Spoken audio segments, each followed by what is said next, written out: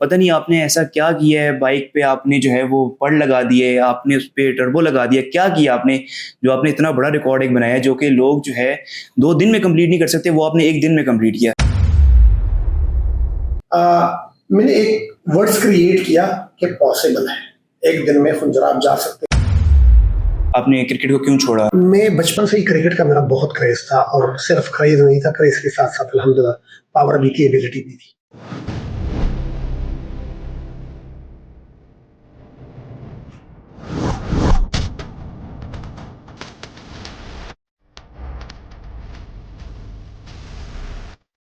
अस्सलाम वालेकुम, आप लोग देख रहे हैं एशेस पॉडकास्ट। मेरा नाम सैयद मुस्लिम बिन अकील नकवी है और आज हमारे साथ एक बहुत ही अच्छे मेहमान मौजूद हैं जिनका नाम है लाला अब्दुल हक। लाला अब्दुल हक, अस्सलाम वालेकुम, कैसे हैं आप? वालेकुम सलाम मुस्लिम साहब, आप कैसे हो? सब ठीक है ना? अल्हम्दुलिल्लाह। लाला, मैं तो आपके बारे में बहुत कुछ जानता हूँ, थोड़ा सा हमारी ऑडियंस को अपने बारे में बताएं। मुस्लिम, मेरा नाम है अब्दुल हक, मैं बिलोंग करता हूँ वजीरिस्तान से, नॉर्थ वजीरिस्तान से, मीर अली शहर से। और मैं तकरीबन 15 साल से, जब से फौज का आर्मी का ऑपरेशन वहाँ पे हो चुका है, तो मैं इस्लामाबाद में रिहाइश पसीर हूँ। और मेरी अपनी दुबई में एक छोटी सी बिजनेस है, तो बस मैं आता रहता हूँ और इधर ही इस्लामाबाद में हूँ, D17। अच्छा लाला अब्दुल हक, आपका क्या बिजनेस है? मुस्लिम साहब, हमारी जो बिजनेस है वो दुबई में है, रेंटल काम है। चिलर वैन, फ्रीजर वैन इसको बोलते हैं। हमारे जो पाकिस्तान में बक्से नहीं बोलते 13 सीटर वाले, लेकिन वो फूड रिलेटेड है, उसके अंदर सीट नहीं होते, खाली वैन है जो सिर्फ food and beverages, medicine, flower, e commerce delivery के लिए यूज होते हैं, तो वो हम रेंट आउट करते हैं। ठीक है लाला, थोड़ा सा आप मुझे अपनी जरा एजुकेशन वगैरह के बारे में बताएंगे। मुस्लिम भाई, मैं बेसिकली बिलोंग जो करता हूँ वजीरिस्तान, नॉर्थ वजीरिस्तान एरिया से। आपको पता है कि वो एक एजेंसी से बैकवर्ड एरिया है, पहाड़ी इलाका है, वहाँ पे इतने फैसिलिटीज़ नहीं है जिस तरह आप लाहौर इस्लामाबाद में यूनिवर्सिटी प्रोफेशनल लेवल या स्कूल्स है, लेकिन बड़े कम। बस नॉर्मल बेसिक एजुकेशन वहाँ से हुआ था, मैट्रिक तक इंतहाई काबिल था मैं अपने आर्ट्स के सब्जेक्ट में। जिस तरह इस्लामियात, उर्दू, वो इसमें इसलिए काबिल था कि हमेशा हमारी दादा ने हमारे मस्जिद में एक इमाम रखा था, इवन के कुरान मजीद भी मुझे तर्जमे से आता था। आर्ट्स मैथ्स के सब्जेक्ट, केमिस्ट्री वगैरह से थोड़ी मेरी नहीं जचता था, क्योंकि एक तो प्रॉपर ट्यूशन माहौल वहाँ पे नहीं है, और इवन एक एक सब्जेक्ट का एक साल में कोई 5-5, 6-6 टीचर चेंज होते रहते थे। तो इस तरह कोई शॉर्टकट के मैं वहाँ से बिलोंग करता हूँ, और जैसे फौज की ऑपरेशन हुई तो हम लोग इस्लामाबाद शिफ्ट हो गए। तो मैंने एजुकेशन को बस मैट्रिक से ज़्यादा नहीं रखा कंटिन्यू, तो बस वालिद की बात में ही बड़ा था घर का। सब सारे भाइयों में से हम लोग 5 भाई हैं, तो ज़्यादा जिम्मेदारियाँ और चीज़ों के ऊपर रिस्क लेना मेरा ही काम था। और अल्हम्दुलिल्लाह अल्लाह का बहुत शुक्रगुजार हूँ कि यहाँ तक मैं पहुँचा हूँ, अपने भाई को भी स्टेबल किया हूँ, तो अल्हम्दुलिल्लाह चल रहा है, बेहतरीन निज़ाम, अल्लाह से बहुत खुश है हम। सही सही। तो लाला, आप जो है वो पहले आप बता रहे थे कि आप पहले पाकिस्तान में थे, उसके बाद आप जो है वो दुबई चले गए थे, तो इस थोड़ी सी जर्नी के बारे में बताएंगे आप? यानी कि आपने कितनी स्ट्रगल वगैरह की, यानी कि इस टाइम पे आप जिस लेवल पर हैं उस लेवल के लिए यानी कि लोगों को बड़ी स्ट्रगल करनी पड़ती है, काफ़ी टाइम बाद लोग जो है वो इस लेवल पे पहुंचते हैं। तो आप थोड़ा सा अपने बिजनेस के बारे में और थोड़ा सा इन चीज़ों के बारे में थोड़ा गाइड करें, ताकि जो हमारी न्यू जनरेशन जो है, जो इन चीज़ों पर वर्क करना चाह रही है, जो बाहर जाके काम करने का सोच रहे हैं, उनके लिए कुछ थोड़ी सी आप वो कर दें। जैसे आर्मी का ऑपरेशन हो गया, वैसे प्लान घर वाले तो काफ़ी देर से, क्या मतलब उन लोगों का प्लान था कि आप लोग हमारे घर से भी कोई एक बंदा और सीज़ में चला जाए बाहर कंट्री में, पर ऐसे कोई प्लान नहीं बन रहा था। लेकिन जैसे हम रिफ्यूजी हो गए, मतलब अपने इलाके से हम हिजरत करके आ गए, तो हम लाची में रिहाइश पजीर हो गए। ये कोहाट के साथ एक एरिया, वहाँ पे हमने एक रेस्टोरेंट लिया था जिसपे ट्रक वगैरह, रोड रेस्टोरेंट था। तो मेरे बहनोई ने मेरे लिए एक वीज़ा निकाला अम्मी के इंडक्शन के ऊपर। अम्मी ने उसको कहा था कि हमारा एक बच्चा उधर होना चाहिए एक साथ। तो मैं चला गया दुबई 14 अप्रैल 2008 में मैं दुबई चला गया। तो काफ़ी मेहनत की मैंने वहाँ पे, इवन लेबर का काम किया मैंने। और काफ़ी जो मेरे गांव वाले लोग थे वो मतलब ये नहीं एक्सपेक्ट कर रहे थे कि वो लड़का जो लाडला, जो अपने इलाके में एक अच्छे ख़ानदान से बिलोंग करता है, जो फाइनेंशियल ठीक थे, ये इस तरह की मेहनत मजदूरी करेगा। क्योंकि ये एक हार्ड, और जो ज़्यादा गरीब हो, बिल्कुल गरीब ने उसको सताया हो, तो हर चीज़। लेकिन अल्हम्दुलिल्लाह जो मैंने वहाँ पे मेहनती की, लेबर का काम किया, इवन वेल्डिंग का काम किया मैंने, वो काम किया जो एक इंसान से हो सकता है। मैंने कोई इसी चीज़ में शर्म महसूस नहीं की, बस एक ही मकसद था कि मैं अपने घर बार अपनी फैमिली को छोड़ा हूँ और उन लोगों ने मुझे एक मिशन पे भेजा है कि हमें फाइनेंशियली सपोर्ट करना है। तो अल्लाह ने इस पर सिला देना होता है। अगर आप अपने काम के साथ मोहब्बत पे हो और आप उसके साथ अच्छे खलूस दिल से हो और मेहनत वाले हो तो हर चीज़ में कामयाबी मिल जाती है। अल्हम्दुलिल्लाह मैंने लाइसेंस लिया ड्राइविंग का जो हमारा पेशा है, इवन आबाओ अजदाद का है, हमारा ट्रांसपोर्ट का काम है हिंदू के वक्त से। सन 75 में जब ब्रेडफोर्ड ट्रक रॉकेट लारी जो हम उसको बोलते हैं, तो इसी वक्त से हमारे ख़ानदान जो ये बड़े ट्रकों का ही काम करता था। तो मैं जैसे दुबई गया, दुबई पहुंचा तो मैंने लेबर के साथ साथ मैंने 2 महीने और 27 दिन में मैंने बड़ा लाइसेंस लिया। सीधा मैंने आज लाइसेंस मिला, कल अल्हम्दुलिल्लाह मुझे ट्रेला मिली। और ट्रेला ऐसे कि एक कंट्री से हम लोग ओमान से आते थे और रोज़ाना मेरा 18 से 20 घंटे ड्यूटी होती थी, मतलब ड्राइविंग करता था मैं 1000-1200 किलोमीटर। तो अल्हम्दुलिल्लाह वो फिर जैसे मैं काम पे लग गया, अपनी सैलरी अपने पे लेता रहा, तो अपने सारे कर्ज वगैरह चुकाता रहा और मेरी फैमिली को सपोर्ट करता रहा। तो इस तरह ज़िंदगी चलती रही अल्हम्दुलिल्लाह। मेहनत मैंने कभी नहीं रोकी, कभी मैंने गिव अप नहीं की, सरेंडर नहीं हुआ, जब तक चलता रहा। और अपने भाई को भी साथ लेके आया, एक छोटे भाई को, और एक भाई को हम पढ़ाते रहे जो CCA कर रहा था। घर का जितना अक्सर खर्चा होता था, जितना चौड़ा फाइनेंस से बचता था, हमारे खर्चे एक्सपेंस के अलावा उसमें लगता था, तो काफ़ी टफ माहौल था। अल्हम्दुलिल्लाह अभी सब भाइयों को ऐसे मुकाम पे खड़ा किया है कि अल्हम्दुलिल्लाह अल्लाह से हम सब खुश हैं। सुबह शाम को अच्छा खासा टाइम पे मिलता है मेडिसिन दवाइयों के लिए। अल्लाह ने हर ज़रूरत के लिए अल्हम्दुलिल्लाह पैसा दिया हुआ है। सही लाला, आप स्पोर्ट्स वगैरह की आपको काफ़ी ज़्यादा शौक है, क्रिकेट वगैरह आप खेलते रहे, तो थोड़ा सा इसके बारे में बताएंगे कि आपने कौन कौन से प्लेयर्स के साथ आप रह चुके हैं और आपने क्रिकेट को क्यों छोड़ा? मैं बचपन से ही क्रिकेट का मेरा बहुत क्रेज़ था, और सिर्फ क्रेज़ नहीं था, क्रेज़ के साथ साथ अल्हम्दुलिल्लाह पावर भी थी, एबिलिटी भी थी। जितने सारे देखने वाले हैं मुझे जानते हैं, मेरा नाम छुपा हुआ नहीं है। अभी भी मतलब मेरी 42 एज है अल्हम्दुलिल्लाह। मतलब मैं काफ़ी अभी भी ऐसे इनिंग खेलता हूँ कि 7वें 8वें ओवर में सेंचुरी हो जाती है। मैं जब अंडर 19 की ट्रायल थी बन्नू में, तो पूरे वज़ीरिस्तान रीजन से मैं और एक और लड़का था फरहाद, यही सेलेक्ट हो गए थे। तो ये सारी चीज़ें नई नई आई थी, तो हमें भी एक लगा कि इधर भी एक रास्ता है, दुनिया है क्रिकेट की। तो खानदान वाले तो नहीं सपोर्ट कर रहे थे कि ये क्या सीन होगा, एजुकेशन आपका ख़राब हो जाएगा। अंडर 19 किया मैंने, वो फाटा की तरफ से 1 साल मैंने गेम की, नहीं सेलेक्ट हुए।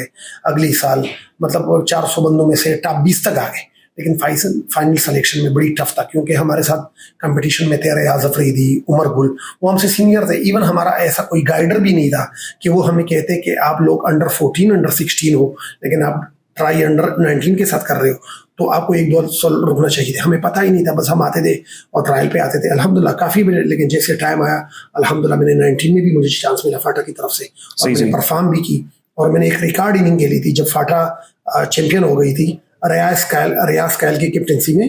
तो ऑलमोस्ट हम मैच हारने वाले थे एबटाबाद रीजन की तरफ से। तो जैसे मैं फाटा में भी अल्हम्दुलिल्लाह हमें कामयाबी मिली, मेरी टीम में सेलेक्ट हो गया।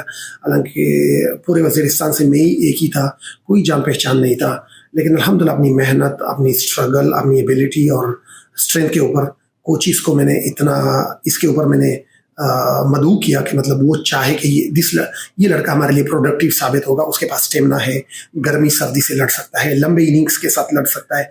अगर हमें बॉलिंग की ज़रूरत पड़ी तो ये लड़का हमें एक अच्छी स्टेमिना से बॉलिंग करके दे सकता है। अल्हम्दुलिल्लाह मैं सेलेक्ट हो गया, तो अच्छी परफॉर्म भी मैंने की फाटा में। जब हम एबटाबाद के अगेंस्ट में फाटा का फाइनल मैच था, और वो पूरा 90 ओवर का मैच होता है, दूसरा दिन था, हमारे तकरीबन कोई समझो 6-7 लड़के आउट थे, मतलब एबटाबाद जीत रही थी।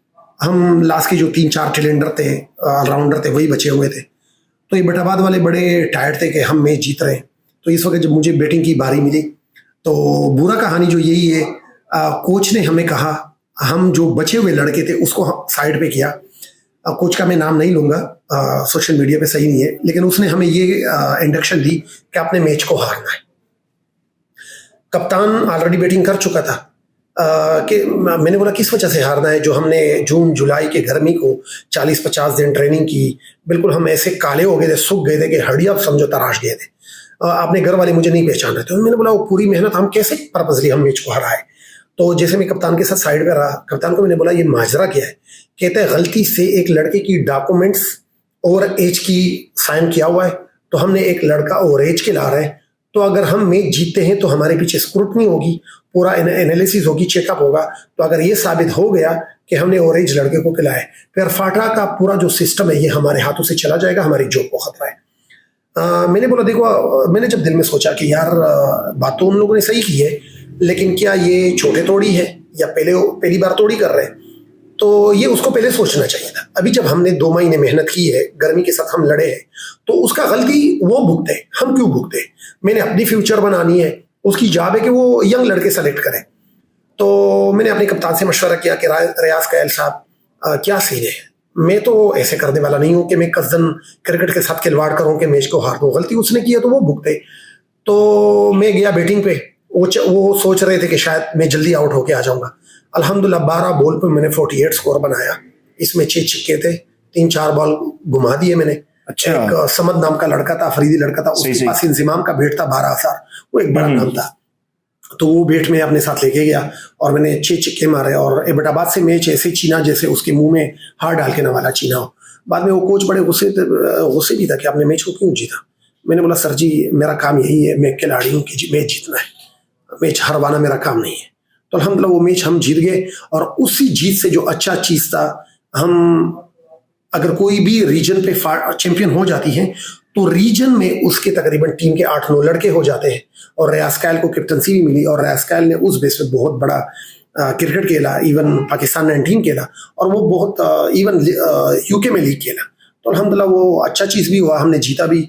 और जो बुरा चीज़ था वो वही था कि वो कह रहे थे कि आप हारो मैच को, तो वो हमसे नहीं हुआ। अल्हम्दुलिल्लाह मैंने मैच जीत के लाया और उससे हम लड़कों को जो जितना मेहनत से लगा था वो हमने कर दी।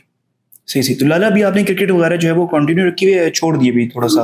मैं अभी भी क्रिकेट खेलता हूँ। रिसेंटली लास्ट सितंबर में पिछले साल मैंने ओवर ग्लोबल 40 मेन कप मैंने खेला। अगर आप यूट्यूब पे सर्च करोगे तो मैं यूएई की तरफ से खेला और मैं 5वें मैचेस तक मैं और पाकिस्तान का हसन रजा ये लीडिंग स्कोरर थे और अल्हम्दुलिल्लाह 11 तक 10 विकेट में ले चुका था।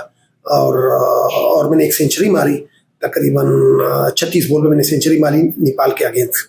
तो वो रिकॉर्ड भी समझो ओवर 40 में ये रिकॉर्ड है कि 36 बॉलों पे सेंचुरी, शायद अफ्रीदी का रिकॉर्ड उसी में मैंने तोड़ दिया है। इवन लास्ट 14 और रह गए थे। मुझे पर्पसली नीचे भेजा गया था कि आप ऑलराउंडर हो, किसी भी जगह पे आप हार्ड हिटिंग कर सकते हो। तो अल्हम्दुलिल्लाह बड़ा अच्छा परफॉर्म रहा। ठीक है लाला, अब हम लोगों ने आपकी जो है वो बिजनेस की जर्नी भी सुन ली, स्पोर्ट्स की जर्नी भी सुन ली, हम लोगों ने बहुत इंजॉय किया और हमारे साथ साथ जो है व्यूअर्स उन्होंने भी बहुत इंजॉय किया इस चीज़ को।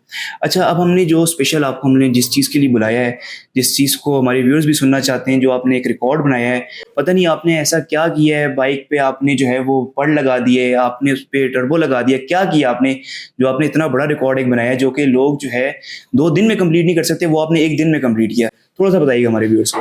मुस्लिम साहब, जो आपने सवाल की कि मैंने बाइक के ऊपर क्या ऐसा रिकॉर्ड बना दिया है कि उस पर मैंने टर्बो लगाई थी, पर लगाए थे, वो मैंने कुछ टर्बो नहीं लगाया था। मैं 3 हफ्ते पहले खुंजराब गया था, चाइना बॉर्डर उसका नाम है, खुंजराब पास, जो 745 किलोमीटर बनता है इस्लामाबाद से और आपको पहुंचने में मिनिमम 2 दिन लगते हैं।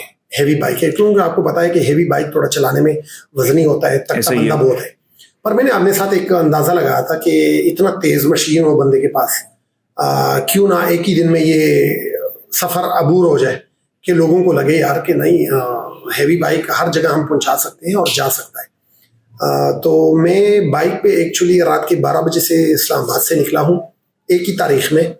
और मैंने पहले पोस्ट डाला बाइक मिनिया पे, काफ़ी पाकिस्तान के हज़ारों मेंबर हैं, कि क्या एक राइडर के लिए, एक बाइक ड्राइवर के लिए पॉसिबल है 1 तारीख में कि इस्लामाबाद से निकले और खुंजराब पे घुस जाए। शाम तक तो पहुंच सकते हो, लेकिन खुंजराब का जो गेट नीचे जो एंट्री है ना, जहाँ पे पुलिस आपसे NIC वगैरह लिखते हैं, वो 4 बजे का टाइम है। तो उस टाइम तक एग्जैक्टली पहुंचना बड़ा ना होने के बराबर है। सही। क्योंकि अगर आप नहीं पहुंच जाते हो पर आपने फायर स्टे करनी होगी उसमें, तो सबके कमेंट्स यही थे, नो, नेवर एंड इम्पॉसिबल। तो मैंने किसी को रॉन्ग या गलत प्रूव करने का नहीं है, वो सब मेरे भाई है और हमारा आपस में बड़ा मोहब्बत है, सारे बाइकर्स आपस में रिस्पेक्ट करते हैं।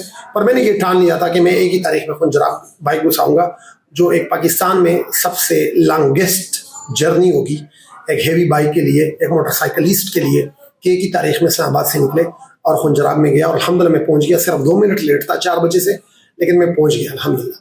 अच्छा लाला, आपने जो है जो अभी बताया कि आपने 1 दिन में ये सारा सफ़र आपने तय करना था और आपने सबसे पूछा और सबने यही बोला कि 1 दिन में पॉसिबल नहीं है, ठीक है। तो आपने फिर भी ठानी कि नहीं, मैंने जो है वो ये रिकॉर्ड बनाना ही बनाना है, और आपने माशाल्लाह ये रिकॉर्ड बनाया भी है। तो लाला, आपने जब ये इस सफ़र पे निकलने लगे तो आपके इस तरह घर वालों ने आपको रोका नहीं, आपको मना नहीं किया कि भाई इतने बड़े सफ़र में ना जाओ, और ऊपर से आप जो है वो हैवी बाइक लेके गए, आप एक टूरिस्ट बाइक भी नहीं लेके गए, तो इसकी क्या वजह थी? इसकी कोई ख़ास वजह? उसकी खास वजह नहीं थी, बस एक एग्जाम्पल पड़ा रहना चाहिए बाइक दुनिया में। देखो, रिकॉर्ड मेरा ऐसा नहीं था कि आगे एक पहले से किसी ने बनाया हुआ था, वो मैंने तोड़नी थी और किसी ने मुझे पैसे देने। नहीं, मैंने एक वर्ड्स क्रिएट किया कि पॉसिबल है, एक दिन में खुंजराब जा सकते हो। एटलीस्ट काफी दोस्त लोग होंगे, मतलब 5-6 दोस्त होंगे, अगर वो खुंजराब या चाइना बॉर्डर जाते तो शायद 2-3 में एनर्जी हो, वो कहें कि हमने जाना है, बाइक ही लेके जाना है। लेकिन एक दो उसके मेरे जिगरी यार वो कहे कि नहीं यार, इतनी दूर हम तक जाएंगे नहीं, 2-3 दिन का सफर नहीं है, अगर आप में एनर्जी है तो आप एक दिन में भी पहुंच सकते हो। वैसे मैं घर का बड़ा हूँ, कोई रोक टोक वाला तो नहीं है। वालदा की तरफ से थोड़ी खौफ होता है, क्योंकि इस तरह चीजों पे नॉर्मली छोटे छोटे राइड पे निकलते नहीं पूछते। ऐसे ही एक है। लंबी जर्नी था और एक अनबिलीवेबल था, इम्पॉसिबल था। तो उसमें रिस्क भी ज्यादा थी, खतरा भी ज्यादा थी कि आप 12-14 घंटे कंटिन्यू राइड, हो सके अल्लाह ना करे डेथ हो जाए, गिर जाऊं, पैरालाइज हो जाऊं। तो मैंने अम्मी से इजाजत लिया, अम्मी ने गले भी लगाया, अम्मी ने मना भी किया, लेकिन मैंने बोला अम्मी जा तो रहा हूँ तो प्लीज अच्छे दुआओं के साथ रुखसत करना। तो अल्हम्दुलिल्लाह अम्मी गले लगी और उसने तब तपाया कि इंशाल्लाह बेटा जाओ, बस ख्याल ज्यादा करना। जरूरी नहीं कि आप अपने टारगेट को अचीव करने के पीछे अपने जान हाथ से दो बैठो, या तेरी बॉडी जवाब दे दे कि मैं थका हूं और तू कंटिन्यू चलाते रहो और तू बाइक के ऊपर सो जाओ, या आपके एनर्जी लेस होने की वजह से एक्सीडेंट हो जाए। अल्हम्दुलिल्लाह मैं पहुंच गया और मैंने उसी ही दिन में खुंजराब में बाइक घुसा दिया, और वापसी भी मैंने गिलगित तक उस बाइक को लेके भी आया। तो ये एक ही दिन में, एक ही तारीख में 745 प्लस 280, तकरीबन 1060-70-80 किलोमीटर बनते हैं, जो आई थिंक पूरे पाकिस्तान में एक मोटरसाइकिल हैवी बाइक के ऊपर ये सबसे लॉन्गेस्ट जर्नी है। अच्छा, आपने एक ही दिन में जो है वो आप उधर पहुंचे भी हैं, और उसके अलावा आपने आधा सफ़र वापसी का कंप्लीट भी किया? मैं गिलगित तक आ भी गया, और इवन अगर मैं चाहता, मुझे खुंजराब पास के ऊपर 5 बाइकर मिले, गुजरात से थे, उसमें एक नुमान था, एक वकार साहब थे। तो मैंने बोला, मैं एक ही तारीख में मैंने जो पोस्ट जारी थी बाइक मीडिया के ऊपर कि एक ही तारीख में बंदा पहुंच सकता है, तो सबने बोला ना, तो मैंने वो करके दिखाया। अभी वापसी जरूरी तो नहीं कि मैं इसी ही तारीख में वापस जाऊँ, खुद को टॉर्चर करूँ, बाइक को टॉर्चर करूँ। तो मैंने सोचा कि वापसी वाला सफर थोड़ा मजे से हो जाए। ऑलरेडी मुझे 4-5 बाइकर मिल गए गुजरात वाले, उसके साथ ड्रोन श्रोन भी था और हमारे साथ भी कैमरे थे, थोड़ी फन हो जाए, रास्ते में हम अच्छी जगहों को रिव्यू करें और वीडियोस बनाए। तो मैंने सफर को वापसी पे एंजॉय भी किया। नहीं तो अगर मैं चाहता तो रात के 8 बजे मैं होटल में ही था वापसी में, तो अगर मैं वहां से फिर मैं चलाने लग जाता तो 12 बजे तक मैं एक 4 घंटे का और राइड कर सकता था, जो ऑलमोस्ट मैं नारायण के करीब आ सकता। सही। अच्छा, इसके दौरान जो है वो आपके साथ कोई ऐसा कोई मज़ेदार सा किस्सा जो आपके पास, यानी जो आपने देखा हो, या कोई मुश्किलात अगर आपने फेस की हो, उसके बारे में कुछ बताएं? यार बड़ी मुश्किल सफर था, क्योंकि मैं जब निकला तो मैंने प्लान ऐसे किया था कि यार ऑलरेडी मैं जो है ना एक सफर कर चुका था खुंजराब का, और 2-3 वापसी पे जाने आने में मुझे 5 दिन लगे। इसको अगर मैंने एक ही तारीख में पहुंचाना था तो मैंने वक्त को, टाइम को कहाँ से कंप्रेस करना है, कहाँ से बचानी है, कितना स्टे कहाँ पे करनी है, मस्जिद में कितना रुकना है, रेस्टोरेंट पे कहाँ रुकना है, कितना खुद को भूखा रखना है, तो वो सारी चीजें मैंने एक प्लान लगाई थी। तो मेरी प्लान ये थी कि मैं रात के 12 बजे निकलूंगा। उसकी बस यही एडवांटेज था कि हरिपुर बाजार, बालाकोट के, एबटाबाद, मनसेरा के बाजारों में मुझे रश नहीं है। तो वो जो रश ने मुझे 10-10, 15-15 मिनट डिले करना था नॉर्मल वक्त से, वो मेरी टाइम बच जाएगी। ऊपर से रात है, रोड खाली होता है, ये रिक्शा, गधा गाड़ी वगैरह इस तरह की चीजें, ट्रैफिक कम रहता है, स्कूल नहीं होते। ऐसा नहीं हो कि मेरी फास्ट राइड की वजह से कोई इंसिडेंट हो जाए, किसी को नुकसान पहुंचा दो, या किसी हॉस्पिटल या किसी बाइक की साउंड की वजह से किसी को तकलीफ हो। तो मैं रात की जर्नी को ज्यादा प्रेफर किया, और मेरी प्लान यही थी कि मैं दिन को सोया था, ऑलरेडी मैं 10 बजे उठा था, तो मेरी प्लान यही था कि मैं शाम को फिर 6-7 बजे आंख लगाऊंगा, और जैसे 11-11:30 बजे मेरी आंख खुल जाए, सामान गियर शेयर मेरे सारे ऑलरेडी रेडी थे, सारा सफर का सामान रेडी था, मैंने अलार्म लगाए हुए थे। इवन मैंने एक नींद की पील्स भी ली थी, टेबलेट्स भी ली थी जी। कि वो मुझे हर हालत में सुला दे। पर यार उस सोच की वजह से कि मैं कैसा होगा, सो के उठ ना पाऊं, फिर वो हो ना जाए। और मैंने ऑलरेडी मौसम को भी चेक किया था, यही मौसम था, यही तारीख थी कि हर तरफ मतलब बारिश की कोई चांसेस नहीं थे। तो मैं सोने की ट्राई की, पर मुझे नींद नहीं आया। और वही टेबलेट भी मेरे सर पे चढ़ी हुई थी, मैं सुजा हुआ था, एकदम प्रेशर था, लेकिन फिर भी मैंने 11 बजे बिस्मिल्लाह बोला और सामान रेडी किया और मैं एग्जैक्टली 12 बजे निकला हूँ।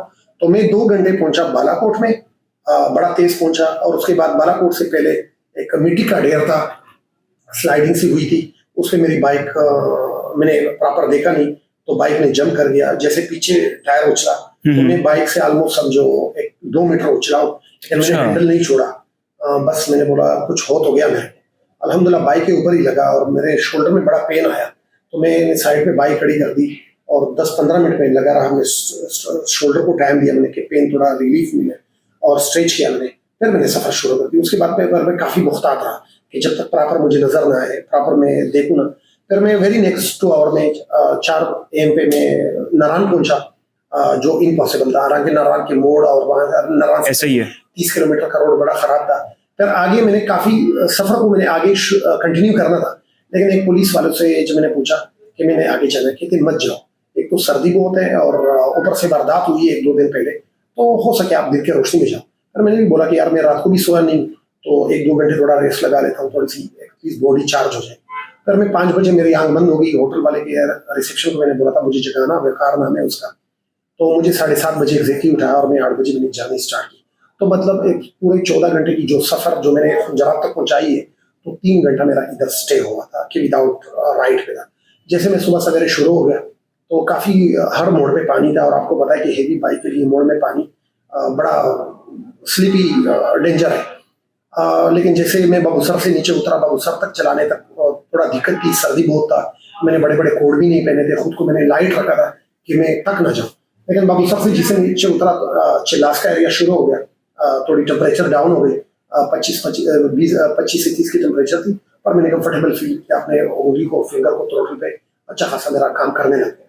तो उसके बाद जो मैंने सफर शुरू की वो बड़ा तेज सफर था।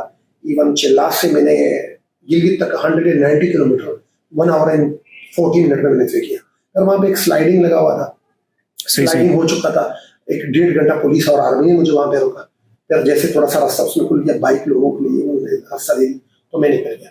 तो मेरा तो प्लान यही था कि मेरा काफी सफर 3 घंटे मेरा नारायण में स्टे हुआ है, और 5 बजे खुंजराब घाट का जो गेट है वो बंद होने लगा है, और 1.5 घंटा ये स्लाइडिंग ने रोका पुलिस वालों ने, तो शायद नहीं हो पाएगा। लेकिन जैसे मैं गिलगित में मैंने रिफ्यूल की, हाई ऑक्टेन डाला, और आगे मैंने जो हुंजा का सफर था वो 100 किलोमीटर और जाना था, तो मैंने अच्छी खासी बाइक दौड़ा दी, तकरीबन 150, 80, 90। फिर मैंने एक स्टे करनी थी, नमाज भी पढ़ा, खाना भी खाया, लंच भी किया। फिर मैं बिल्कुल इतना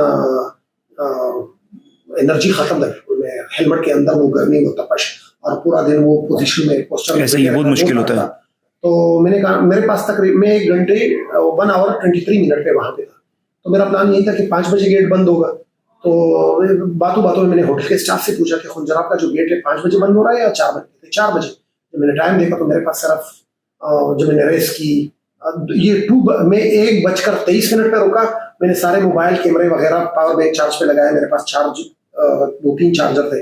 जब मैंने टाइम देखा तो घड़ी पे 2:23 था।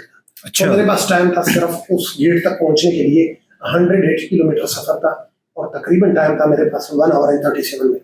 जब मैं वो सामान समेटने लगा बाइक पे, फिर अपने बैग बांधने लगा, 10 मिनट और लगे, वो भी बड़ी मुश्किल से। सही सही। तो मैंने वो जो गिलगित हुंजा से आगे जो सुस्त बाजार तक 160-170 किलोमीटर सफर जो मैं तय किया हूँ, उफ, जिस स्पीड से मैं 200, 190, 180, 190, 200, अच्छा, बड़ी जोर लगाई मैंने।